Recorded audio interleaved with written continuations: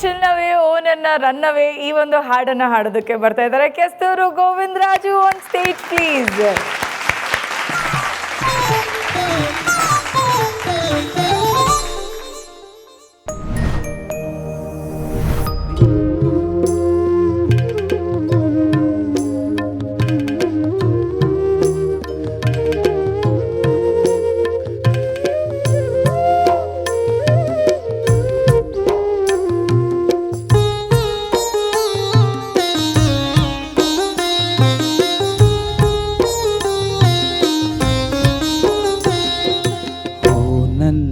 ಚಿನ್ನವೇ ಓ ನನ್ನ ರನ್ನವೇ ಓ ನನ್ನ ಪ್ರಾಣದ ಪದಕವೇ ಓ ನನ್ನ ಪ್ರಾಣದ ಪದಕ ಪಚ್ಚೆ ತೆನೆಯ ಹೀಗೆ ಕರಕೊಂಡು ಯಮರಾಯ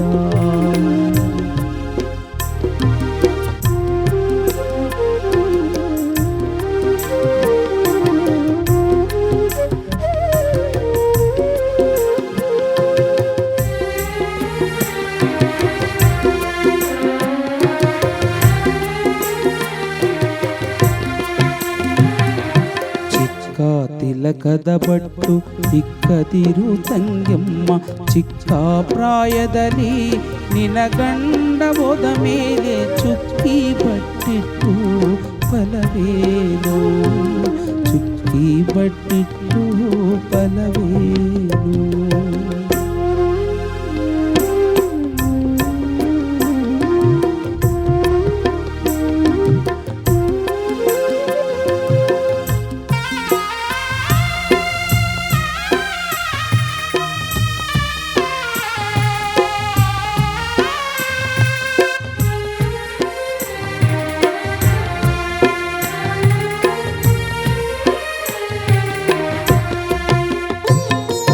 ಗಂಡ ಸತ್ತ ಮೇಲೆ ಗಂಧ ಕುಂಕುಮ ವ್ಯಾಕೋ ಬಂಗಾರ ವ್ಯಾಕೋ ಬೆಳೆಯಾಕೋ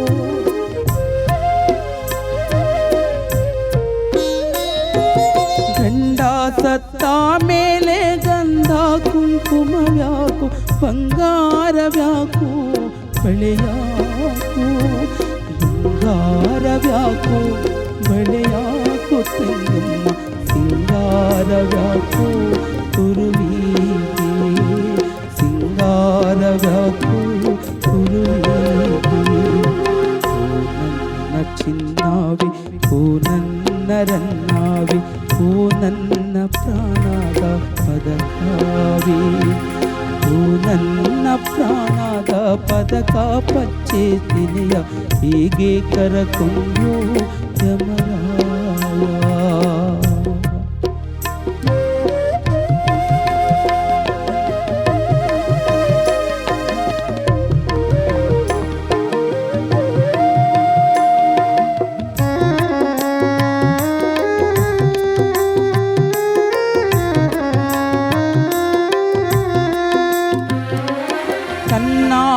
ಕೈ ತಪ್ಪಿ ಹನ್ನೆರಡು ಚೂರಾಗಿ ಎಣ್ಣಿನ ಮನವು ಎರಡಾಗಿ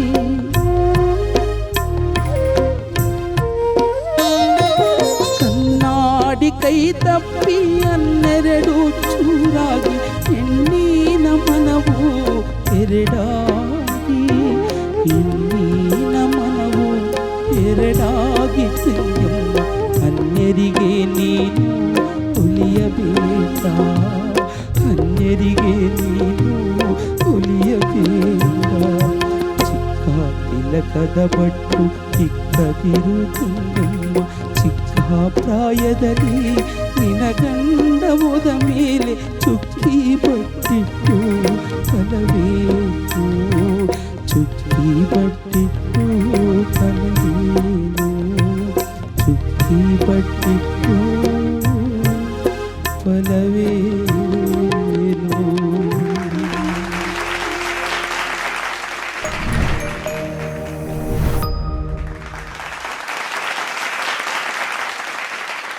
ಗೋವಿಂದರಾಜು ಇಷ್ಟು ಸೀರಿಯಸ್ ಸಾಂಗ್ ಎಲ್ಲ ಹಾಡ್ತಿದ್ದೀರಾ. ಗೋವಿಂದರಾಜು ವೇದಿಕೆ ಮೇಲೆ ಬಂದರೆ ಹೆಂಗಂದರೆ ಸ್ವಲ್ಪ ತರಲೆ, ಸ್ವಲ್ಪ ಮಸ್ತಿ, ಇದನ್ನೆಲ್ಲ ನೋಡಿ ಇವತ್ತು ಸೀರಿಯಸ್ ಆಗಿ ಹಾಡಿರೋ ಸಾಂಗಿಗೋಸ್ಕರ ನೀವು ಸೀರಿಯಸ್ ಆಗಿಬಿಟ್ಟಿದ್ದೀರಾ? ಏನಿಲ್ಲ ಮೇಡಮ್. ಇಲ್ಲ, ಚಾನ್ಸೇ ಇಲ್ಲ ಬಿಡಿ, ನನಗೂ ಗೊತ್ತು. Okay, right. ಅರ್ಚನಾ ಮ್ಯಾಮ್, ವಾ,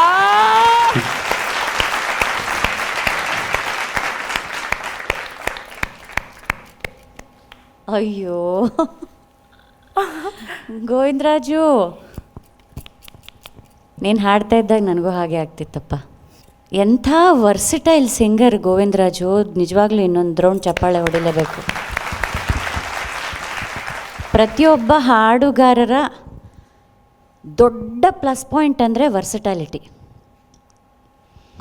ಅವರು ಅತ್ಯಂತ ಭಾವೋದ್ವೇಗದ ಹಾಡನ್ನು ಕೂಡ ಹಾಡಬೇಕಾಗತ್ತೆ, ಅತ್ಯಂತ ಪೆಪ್ಪಿ ಸಾಂಗ್ ಕೂಡ ಹಾಡಬೇಕಾಗತ್ತೆ, ಅಥವಾ ಯಾವುದೋ ಒಂದು ಕೋಪದ ಎಲ್ಲ ನವರಸಗಳು ಬರಬೇಕು. ಕಲಾವಿದರಲ್ಲಿ ನವರಸಗಳು ಹೊಮ್ಮಬೇಕಾಚೆ, ಆವಾಗಲೇ ಪರಿಪೂರ್ಣ ಕಲಾವಿದರಾಗೋದಕ್ಕೆ ಸಾಧ್ಯ. ಇವರು ಅಂದರೆ ಸ್ಯಾಡ್ ಸಾಂಗಿಗೆ, ಇವರು ಅಂದರೆ ಹ್ಯಾಪಿ ಸಾಂಗ್ಗಳಿಗೆ ಅಂತ ಬ್ರ್ಯಾಂಡ್ ಆಗಬಾರ್ದು, ಅಥವಾ ಅಷ್ಟಕ್ಕೆ ಸೀಮಿತವೂ ಆಗಬಾರ್ದು. ಕಳೆದ ಸಂಚಿಕೆಗಳಲ್ಲೆಲ್ಲ ಏನು ದಮ್ದಾರ್ ಹಾಡು, ಅದರಲ್ಲಿ ನಟನೆ, ಅಂಗಡಿ ಎಲ್ಲ ಹೊತ್ಕೊಂಡ್ಬಂದಿದ್ದೇನು, ಆ ವಾಯ್ಸಲ್ಲಿ ಥ್ರೋ ಏನು, ಇದು ಟೋಟಲ್ ಸರ್ಪ್ರೈಸ್. ಹೀಗೆ ಸರ್ಪ್ರೈಸ್ ಮಾಡ್ತಾಯಿರಿ ಎಲ್ಲರೂ, ನಮ್ಗೆ ಹೀಗೆ ಸರ್ಪ್ರೈಸ್ ಮಾಡ್ತಾಯಿರಿ. ಇದು ಎಲ್ಲರ ಗುರಿಯಾಗಿರಬೇಕು. ನಾನು ಎಲ್ಲರಿಗೂ ಎದ್ದು ನಿಂತ್ಕೊಂಡು ಚಪ್ಪಾಳೆ ಹೊಡಿಬೇಕು, ಅದು ನನ್ನ ಇಷ್ಟ. ಎಲ್ಲ ಆ ಥರ ಹಾಡಬೇಕು. ಆವಾಗ ನಮ್ಮ ವೇದಿಕೆಗೂ ಒಂದು ಘನತೆ ಹೆಚ್ಚಾಗತ್ತೆ. ಏನು ಗೋವಿಂದರಾಜು, ಅದು ಏನು ಫೀಲ್ ಅದು? ಅಪ್ಪ ಹ್ಯಾಟ್ಸ್ ಆಫ್. ಸೋತ್ಬಿಟ್ಟೆ ನಾನು, ಏನು ಹೇಳೋದಕ್ಕಿಲ್ಲ. ಶ್ರುತಿ, ಲಯ, ಭಾವ ಎಲ್ಲ ಅದ್ಭುತವಾಗಿತ್ತು. ಅಕಾರ ಹಕಾರ ಒಂದು ನೋಡ್ಕೋಬೇಕು. ಹೆಣ್ಣಿನ ಅಂದ್ರಿ, ಹೆಣ್ಣಿನ ಅನ್ನೋದಕ್ಕೆ ಹೋ ನನ್ನ ಚಿನ್ನವೇ ಅಂತ ಹೇಳ್ತಾ ಇದ್ರಿ. ಓ ನನ್ನ ಚಿನ್ನವೇ, ಅದೊಂದು ಕಡೆ ಗಮನ ಕೊಟ್ಬಿಟ್ರೆ ನಿಮ್ಮನ್ನು ಯಾರಿಗಾರು ಹಿಡಿಯೋಕ್ಕಾಗತ್ತಾ ಗೋವಿಂದರಾಜು? ಹೀಗೆ ಮುನ್ನುಗ್ತಾ ಇರಿ, ದೇವ್ರು ಒಳ್ಳೇದು ಮಾಡಲಿ. Thank you Vemagal sir. Govindaraju ಅದ್ಭುತನಪ್ಪ. ನಿನ್ನೆಲ್ಲ ಕರ ಅಂತ ಏಡಿಕಾಯಿ ತಂದು ವೇದಿಕೆ ಮೇಲೆ ಅಂಗಡಿ ಇಟ್ಟು ಎಲ್ಲರಿಗೂ ರಂಜಿಸಿದೆ. ಅದೇ ರೀತಿ ಆಡ್ಬೋದಂತ ನಾವು ಮೇಡಮ್ ಅಂದಂಗೆ ನಾವೆಲ್ಲ ಅಂದ್ಕೊಂಡಿದ್ವಿ. ಪ್ಯಾಥೋ ಸಾಂಗ್ಸು ನಿನಗೆ ಚೆನ್ನಾಗಿ ಶೂಟ್ ಆಗುತ್ತೆ ಈಗ ಅನ್ನಿಸ್ತು ನಮಗೆ. ಇದೇ ಥರ ಇನ್ನೊಂದಷ್ಟು ಹಾಡುಗಳು ಮುಂದಿನ ಸಂಚಿಕೆಗಳಲ್ಲಿ ಬರಲಿ. ನಿನಗೆ ಒಳ್ಳೇದಾಗಲಪ್ಪ. Thank you. Thank you sir. Muniraju sir. Govindaraju, ಇದಕ್ಕಿಂತ ಒಳ್ಳೆ ಕಾಂಪ್ಲಿಮೆಂಟ್ಸ್ ಇನ್ನೇನು ಬೇಕು ನಿನಗೆ ಅಲ್ವಾ? ಅದ್ಭುತವಾದಂಥ ಒಳ್ಳೆ ಹಾಡು ಇದು. ಹಾಡಂತೂ ನನಗಂತೂ ಕಣ್ಣಲ್ಲಿ ನೀರು ಬರೋದೊಂದು ಬಾಕಿ ಇತ್ತಷ್ಟೇ ಅಲ್ವಾ? ಅಷ್ಟು ಅರ್ಥ. ಒಂದು ಹೆಣ್ಣು ಗಂಡನ ಕಳ್ಕೊಂಡ್ಮೇಲೆ ಎಂಥ ಭಾವನೆ ಆಗತ್ತೆ ಅಂತ. ಗಂಡು ಇನ್ನೊಂದು ಹೆಣ್ಣನ್ನು ಮದುವೆ ಮಾಡ್ಕೊಂಡ್ಬಿಡ್ತಾನೆ. ಹೆಂಡತಿ ಸತ್ತ ತಕ್ಷಣವೇ 1 ವರ್ಷದಲ್ಲೋ 2 ವರ್ಷದಲ್ಲೋ ಇನ್ನೊಂದು ಮದುವೆ ಮಾಡ್ಕೊಂಡ್ಬಿಡ್ತಾನೆ.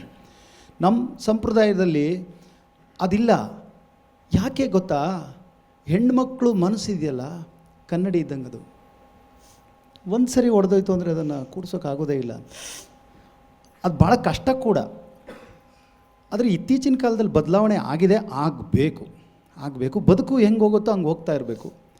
ಈ ಒಂದು ಇದರಲ್ಲಿ ಮಾತ್ರ ನೀವು ಆ ಪದಗಳನ್ನು ಉಚ್ಚಾರಣೆ ಮಾಡಬೇಕಾದ್ರೆ ನನಗೂ ಗಂಟಲು ಬಿಗಿತಾ ಇದೆ, ಹೇಳಲಿಕ್ಕೆ ಕಷ್ಟ ಆಗ್ತಿದೆ. ಇರಲಿ, ಆಯಿತು. ಆ ಹಾಡಿನ ಭಾವನೆ ಒಂದು ಕಡೆ ಇರಲಿ.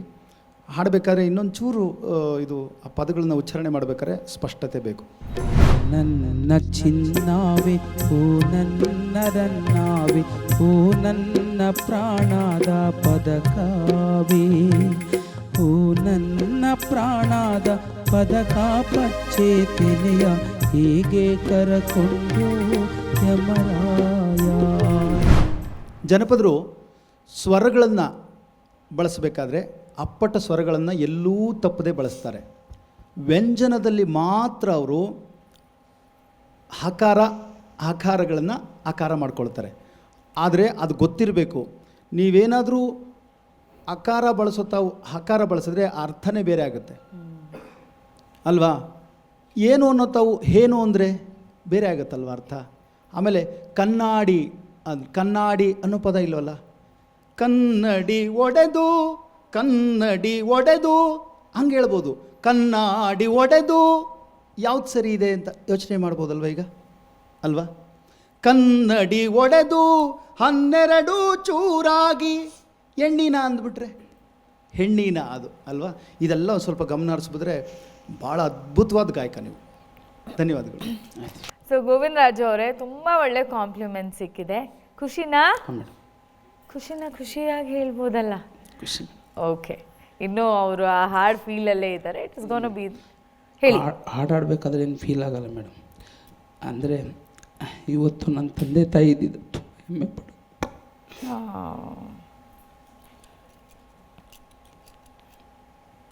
ತುಂಬ ಕಷ್ಟಪಟ್ಟು ಬೆಳೆಸಿದ್ದಾರೆ ನಮ್ಮನ್ನು. ನಾವು ಅವ್ರನ್ನ ನೋಡ್ಕೊಳೋ ಟೈಮಲ್ಲಿ ಭಗವಂತ ಕಿತ್ಕೊಂಡ. ನಮ್ಮ ಅಪ್ಪಾಜಿನೂ ಕಲಾವಿದರು ಮೇಡಮ್, ತುಂಬ ಚೆನ್ನಾಗಿ ಆಡ್ತಾಯಿದ್ರು. ಅವ್ರ ಹೆಸರು ಗಾರೆ ಶ್ರೀನಿವಾಸ್ ಅಂತ. ತುಂಬ ಒಳ್ಳೆ ಕಂಠ ಮೇಡಮ್. ಕಂಚಿನ ಮೇಲೆ ಹೊಡೆದ್ರೆ ಒಂಚೂರು ವಾಪಸ್ ಬರೋ ಆ ಥರ ಅಪ್ಪನ ಕಂಠ. ನಮ್ಮ ಅಪ್ಪನ ಕಂಠದಲ್ಲಿ ನನ್ನ ಕಾಲು ಭಂಗನೂ ಇಲ್ಲ. ಹಾಗೆ ಅನ್ಕೋಬೇಡಿ ಗೋವಿಂದರಾಜು, ಹಾಗೆ ಹೇಳಬೇಡಿ. ನಿಮ್ಮ ತಂದೆಯ ಲೆಗಸಿಯನ್ನು ನೀವು ಕಂಟಿನ್ಯೂ ಮಾಡ್ತಾಯಿದ್ದೀರಿ. ಅದು ಒಂದು ಜವಾಬ್ದಾರಿ ಕೂಡ. ನೀವು ಆ ಲೆಗಸಿನ ಇನ್ನೂ ಎತ್ತರಕ್ಕೆ ತಗೊಂಡು ಹೋಗಬೇಕು. ಆ ಜವಾಬ್ದಾರಿ ನಿಮ್ಮ ಹೆಗಲ ಮೇಲಿದೆ. ಇನ್ನೊಂದು ಏನು ಗೊತ್ತಾ ಕಾಮನ್ ಫ್ಯಾಕ್ಟರು, ನಮ್ಮ ತಂದೆ ಹೆಸರು ಶ್ರೀನಿವಾಸನ್. ಸೊ ಎಲ್ಲೋ ಒಂದು ನನಗೂ ನಿಮಗೂ ಒಂದು ನಂಟಿದೆ ಅಂತ ಆಯಿತು. ಆಯಿತಾ? ನಿಮ್ಗೆ ಒಳ್ಳೆಯದಾಗಲಿ, ಖುಷಿಯಾಗಿರ್ಬೇಕು ಯಾವಾಗಲೂ. Madam, thank you. ನಿಮ್ಮ ತಂದೆ ತಾಯಿ ಎಲ್ಲೇ ಇರಲಿ, ಅಲ್ಲಿಂದ ನಿಮಗೆ ಆಶೀರ್ವಾದ ಮಾಡ್ತಿರ್ತಾರೆ. ನೀವೇನೇ ಯೋಚನೆ ಮಾಡಬೇಡಿ. ಇನ್ನೂ ನಿಮ್ಮ ಜೀವನ ಮುಂದೆ ತುಂಬ ಇದೆ, ಸಾಧನೆ ಮಾಡೋದು ತುಂಬ ಇದೆ. Okay, good lucks. Okay Govind Raju.